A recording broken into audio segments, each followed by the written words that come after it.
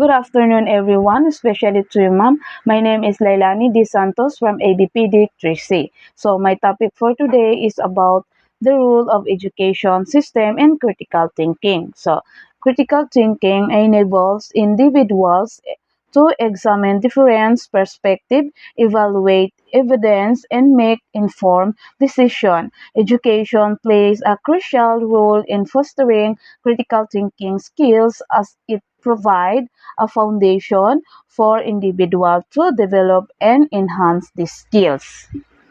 So when we say critical thinking, ito yung mausisa or mapanuri sa mga bagay-bagay bago maniwala. Halimbawa, kapag may nabalitaan kang kakaiba, huwag agad maniwala. Magtanong ka muna sa iba, magbasa sa iba't ibang source para malaman mo kung ano talaga ang totoo bago ka magbigay ng opinion. First is cultivating a questioning mindset. So, pag sinabing cultivating a questioning mindset, ang pagiging mausisa at pagtatanong, halimbawa imbes na maniwala agad sa isang balita, itanong sino ang nagsabi nito, ano ang ebidensya, may ibang opinion ba.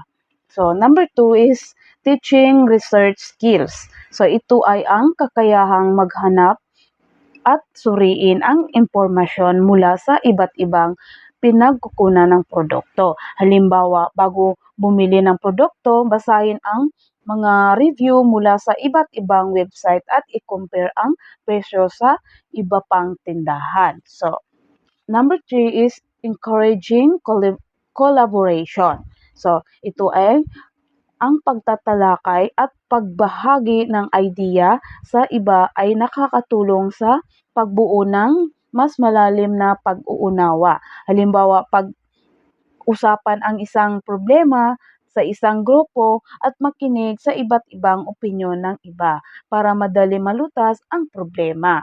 So, number 4, teaching cognitive skills. So, ito naman ay ang pag-unawa sa sariling proseso ng pag-iisip.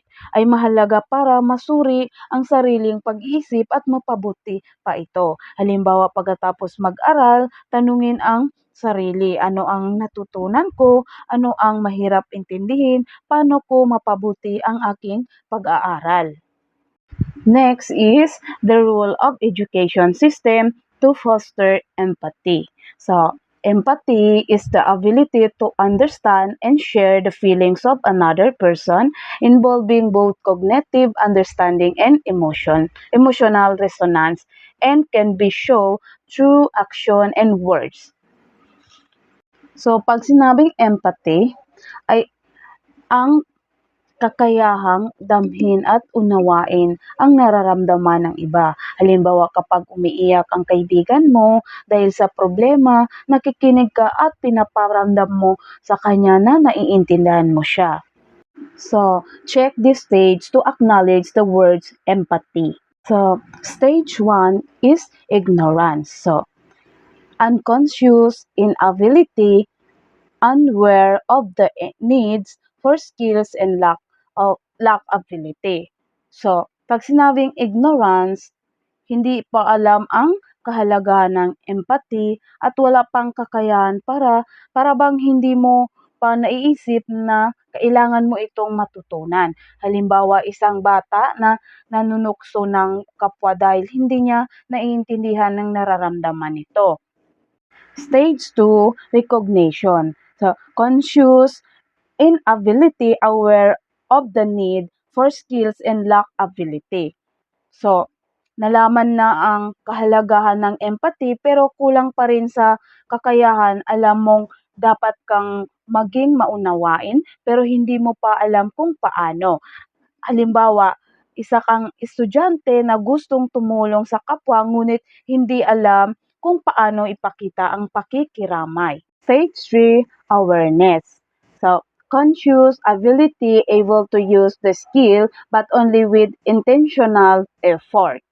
So, may kakayahan ng magpakita ng empathy pero kailangan pa ng pagsisikap, kailangan mong mag-isip at mag-effort para maipakita ito. Halimbawa, isang kaibigan na nag-aalok ng tulong sa isang taong may problema, pero minsan ay nahihirapan pa ring maintindihan ang situation. Stage 4, learn. So, unconscious ability using the skills in intuitive. So, kusang naipakita na ang empathy, natural na ang pagiging maunawain, hindi mo na kailangan pang pag-isipan. Halimbawa, isang guro na natural na nakakaintindi sa mga estudyante at nakakapagbigay ng angkop na tugon sa kanilang mga pangangailangan.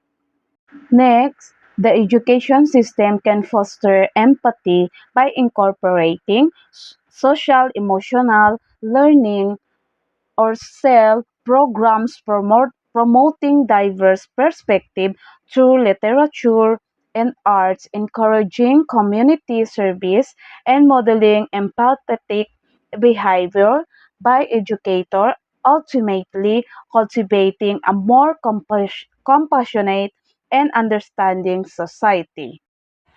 Ito yung kay future ng the role of education system to foster empathy. So, first is social emotional learning program. Nakakapaloob dito ang self-management, self-awareness, social awareness, responsible decision making, relationship skills.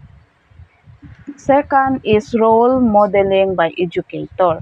So, pag sinabing role modeling by educator, halimbawa, may batang gustong matutong magbasa or magsulat or mayroon siyang hindi naiintindihan, ikaw yung magiging role model nila para turuan mo sila sa mga bagay na hindi nila alam. Next is peer collaboration and teamwork. So, pag sinabing peer collaboration and teamwork, ito yung isang grupo na nagtutulungan sila sa kanilang mga gawain para maganda ang kinalabasan ng kanilang trabaho. Next is diverse perspective through literature and art. So, ito ay tungkol sa pag-aaral ng iba't ibang opinyon sa pamamagitan ng literature at sining.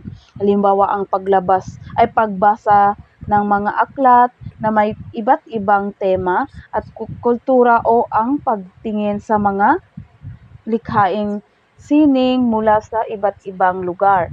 Nagpapalawak ito ng kaalaman at pag-unawa. Next is building a strong sense of community.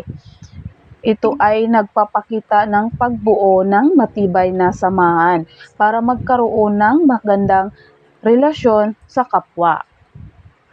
Next is active listening and communication skills. So, pag sinabing active listening and communication skills, ito ang pakikinig at pag-unawa sa sinasabi ng iba para madaling maresolba kung ano yung mga problema. Next is community service and service learning project. So ito naman yung halimbawa may clean up drive sa isang barangay at magtanim ng mga puno. At isa na rin dyan ang kapwa project, yung magbibigay sa magpakain sa mga bata ng lugaw. Pwede din yun sa community service and services learning project. That's all. Thank you, ma'am.